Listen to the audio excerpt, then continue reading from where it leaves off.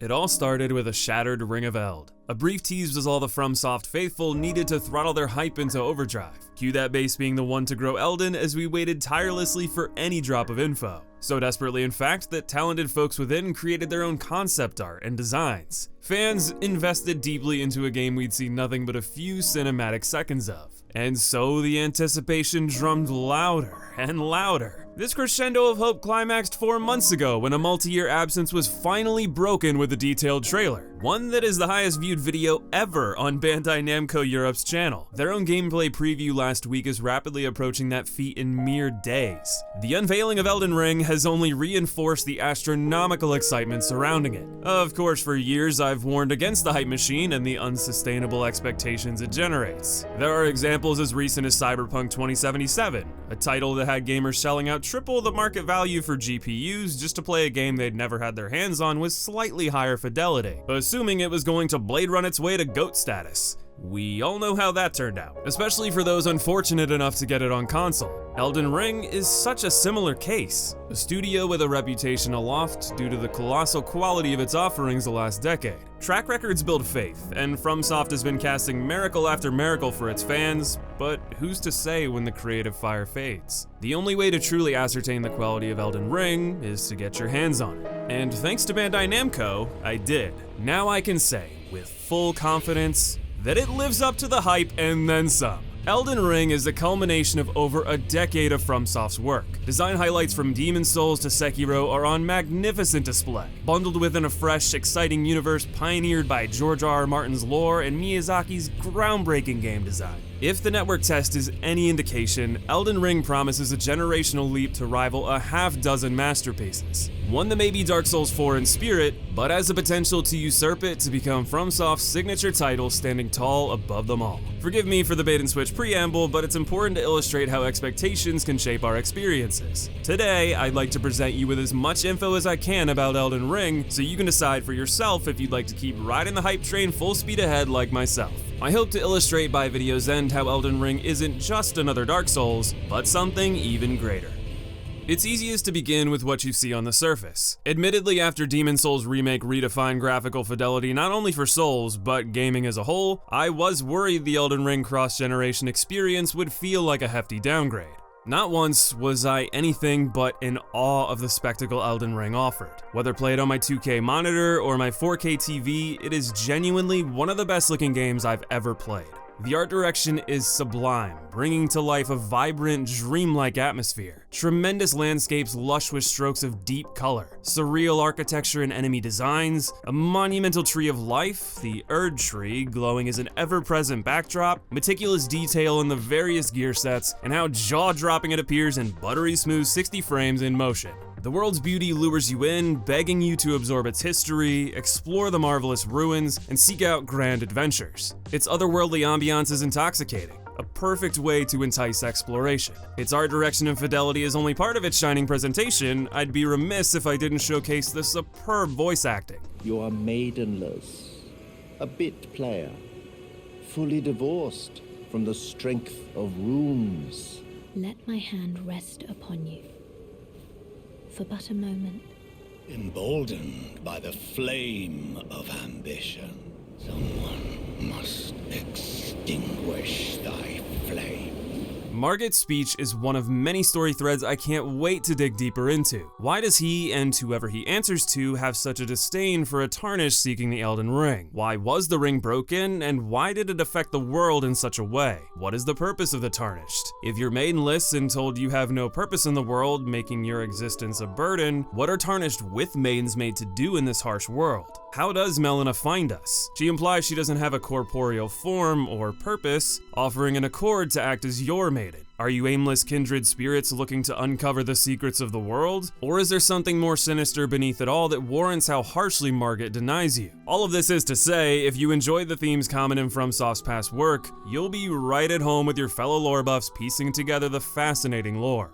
Moving on from the abstract, let's dive into the weeds of character progression. If you've played any Souls game, you're gonna be familiar. Your three primary resources are HP, FP, and stamina. HP is life, FP is used for magic and weapon skills, while stamina is used to perform actions in combat. To increase your stats, you'll need runes, which is this game's equivalent of souls. You lose them when you die, and you lose them forever if you don't retrieve them before you die again. Small change, but I do appreciate that a giant message doesn't appear when you recover your runes. The smaller light is more intuitive and less obstructive. Main stats are also similar. Vigor raises HP, Mind raises FP, and Endurance raises stamina. Each gives minor defense or status resistances as it does in past games. Strength, on the other hand, gets a massive buff. Naturally, it boosts strength scaling arms, but now is the sole stat to raise max equip load. This is a game changer for strength builds, letting you double down on your main stat without fear of fat rolls. Speaking of which, you can now see your equip load status in game, a nice touch. Dexterity got more utility as well. It boosts dex scaling arms, spellcasting speed, but also reduces fall damage and the likelihood you'll be knocked from your horse. Same value as before, now with open world benefits to back it.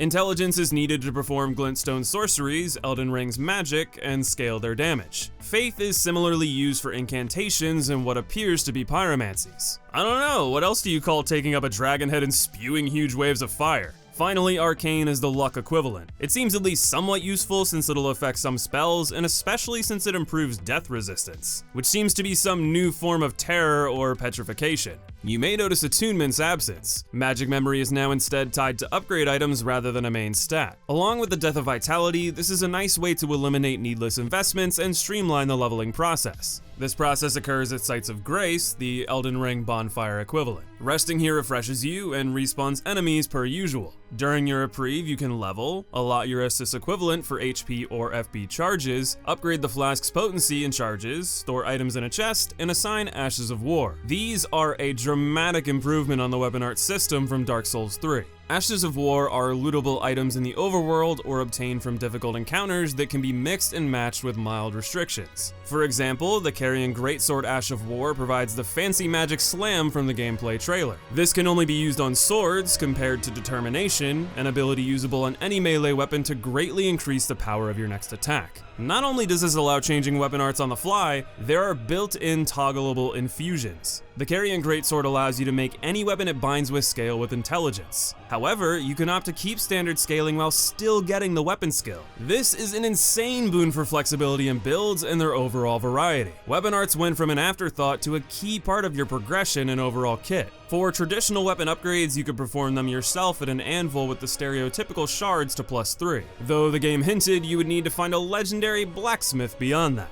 At a surface glance, the combat system is most similar to Dark Souls 3. However, Sekiro's posture system has been baked in for a new flavor. Whereas it was possible to knock down enemies in Dark Souls 3, it didn't feel like there was any specific defined way to do it. That's been remedied in the new enemy poise system. Now, heavy weapons, heavy attacks, jump attacks, parries, and the new guard counter do direct damage to enemy poise. A guard counter is performed by blocking an attack and immediately following with a heavy attack. Depending on the enemy's strength, it will take more to break their stance, but utilizing these 5 methods wisely, they will inevitably fall for a riposte opportunity. At their strongest, bosses like Margit take 2 parries to become vulnerable, increasing the margin for error on parry to win bosses. This system is crucial due to enhanced enemy aggression and attack speed leaning closer to Bloodborne than Dark Souls. Your offensive windows of opportunity are much more limited, making it more vital than ever you make the most of moments to whittle down enemy poise. It's all the more intense since there's no indicator of their current posture. That intensity is amplified in the aforementioned heightened aggression. Enemies string together rapid, relentless combos faster than the gaps in your iframes between your rolls. This practically necessitates blocking, reinforced by all 5 classes starting with a shield. I will note that I never saw a dash like in the gameplay trailer, which would surely help. Even if it does become a regular part of your kit, blocking is key to set up the new counters. There are even new animations when blocking heavy attacks with a minor stun and knockback. Rolling, while higher risk, becomes useful in these cases to set up offensive opportunities. Blocking, parrying, rolling, dashes, weapon skills, quick attacks, heavy attacks, jump attacks, guard breaks. There's so many options, and it feels like every single one of them has equal importance. While you won't be painted into a single style like Sekiro, you'll get the most out of Elden Ring's combat by making use of every option available to you.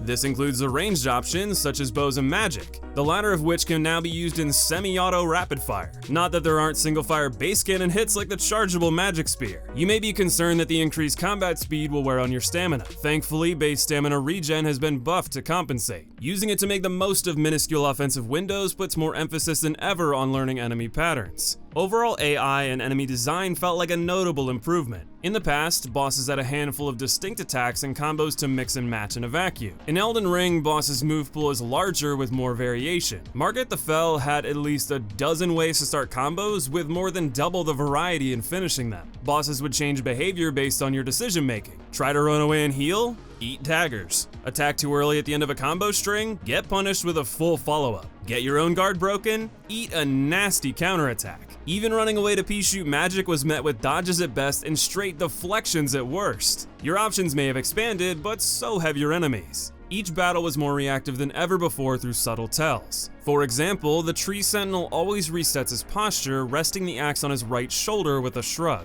This is a reliable way to tell when he's briefly done attacking. Margit the Fell uses conjured lightning weapons against you. I had great difficulty with him at first because he attacked using something you couldn't see, until I realized that during combos he telegraphs whether or not he'll follow up with his offhand. If after a slam he raises his offhand, he'll follow up. If it's flat at his side, you're safe to punish. I love how analyzing every bit of your enemy's posture in the moment is vital while you use everything in your arsenal to break it. It made learning the encounters more satisfying than ever. One final option you have is something you may have seen in the gameplay showcase. You can find NPC summons as loot in the world. When in an area that allows for summoning, you can use them like any consumable for an ally on the fly. Sadly, I didn't participate in multiplayer during the demo because I was too absorbed into the single player experience. From the new multiplayer menu though, everything you'd expect is present: invasion, summoning, and PvP. All in all, you're sure to find a lot of familiar things in character progression, builds, and combat. There's excellent quality of life changes, AI improvements, and evolutions on combat involving the best of FromSoft's work funneled into a singular system. Where Elden Ring differs dramatically from its predecessors is level design. The first truly open world FromSoft title, Elden Ring shirks the wide linear dungeon crawling and level sprawling of the past for a gigantic map. Leaving the tutorial area reminded me of Fallout 3's vault opening intro. Seeing such a massive world before me and realizing I could explore it all was immensely exciting. If you've seen my old man shouts at cloud review of Ghost of Tsushima, you'll know that I'm burnt out on the Ubisoft checklist style of open world. I much prefer the Skyrim or Breath of the Wild style where the joy is in the exploration and organic discovery. You're not finding the 40th fox den, rather you stumbled upon something unique and intriguing. I'm happy to say Elden Ring may be one of the best examples I've seen of this style yet. The world hits the right balance of expansive but not empty. As mentioned in the art direction, its distinct visual design uses otherworldly architecture, fantastical enemies, and the light of grace to help guide you toward notable discoveries. There's always that lure to keep moving over the next hill or valley to find something new. In previous titles, each area would be packed with signature loot. Now with a more expansive world, this loot is hidden behind overworld bosses, puzzles, and dungeons. Tree Sentinel greets you as an optional foray as you leave the tutorial area, awarding you with an Ash of War for his defeat. Another was hidden behind a mysterious glowing circle that teleported me to a shadow realm to duke it out for a special bleed dagger. Neat puzzles were scattered around, such as a cracked statue in a field of giants that encourage you to take them on and lure them to break it, rewarding tons of upgrade materials. Another was a set of crystal footprints circling the beach. Heading them off with an attack defeated a scarab, seemingly this game's variant of crystal lizards, that can both replenish your flasks and reward unique items. Flasks can also be restored by killing a full enemy group, a natural way to keep your HP and FP thriving during long expeditions if you're adept at the combat. Traversal's made easy via your insta-summon steed Torrent. What a breath of fresh air! Using fantasy rules to put a horse instantly under my butt. Thank you, FromSoft. Really, this horse can do it all. It can double jump, which is hilarious and useful for Skyrim slamming your way up slopes. Then there's the big yeet, wind plumes that send you soaring to greater heights safely. Torrent does make it easier to run from enemies or plow through weaker hordes, but beware tougher ones with special attacks to knock you off. It's balanced well that it's excluded from dungeons. Outside of the big castle behind Margit that was reminiscent of a classic linear FromSoft level, I did find one side dungeon. I'd show you, but it's pitch black because I didn't realize you needed a torch. I made my way just fine using enemy lock-on and bloodstains to light the way down to the gank boss at its core. You're swarmed by dozens of impish warriors and two faster, beefier models. You have the option to teleport back to the beginning of the dungeon, but for your trouble in making it through, you get access to a previously inaccessible island. It seemed like it might be some sort of Dragon Covenant, but at least in the beta, all I could find were a few pyromancy incantations. I hope they expand on these dungeons in the full game and use it to show off their tighter corridor design we know they excel at. The open world features a day-night cycle reminiscent of Zelda games. Certain enemies seem to appear only at night and may even ambush you. Weather changes were noticeable as well. I'm really interested to see how these might interact with world events. The final system to mention is crafting. You'll notice loads of items you can pick up and animals you can hunt. You can use these to craft loads of useful items you'll be familiar with, such as fire bombs, resins, stamina regen and attack buffs, status effect remedies, and more. With how big the world is, I should mention that there's plenty of sites of grace to find and fast travel to, but there's also a new system. Stakes of Marika make for optional checkpoints. If you die near one, you get the option to respawn there. The only real downside to them is you can't rest at them, but they do restore your flasks upon respawn. This change seems intended to eliminate bloat from sites of grace and remove runbacks to difficult encounters, which is a fantastic solution to both problems. You may worry that this could reduce the overall difficulty of the game, but if anything, this change will make them more comfortable doubling down on the immense challenge the series is known for. Considering the new speed of combat and your wide array of offensive and defensive options, this may be their most demanding game yet. Elden Ring brings more than blistering difficulty to the table. It offers a visually vibrant world with surreal art direction, fascinating lore from two creative juggernauts, excellent voice acting to deliver that vision, character progression leaning on the series' strong backbone, with combat merging features from their entire catalog to make something familiar, yet distinct and exhilarating. The open world emphasizes the joy of discovery through unique overworld events, dungeons, and puzzles. With all of this laid bare, is Elden Ring simply Dark Souls 4, or is it something more? To me, the answer is both. It's the culmination of over a decade of FromSoft's work. It mashes up the best of their ideas, improves upon them, and innovates with a breathtaking open world to rival the best in the genre. Elden Ring is absolutely Dark Souls 4 in spirit, but in reality it brings so much more to the table. It's a bold new direction for the next generation of FromSoft, and if the demo is any indication of the final release, promises to make an unforgettable mark on gaming history.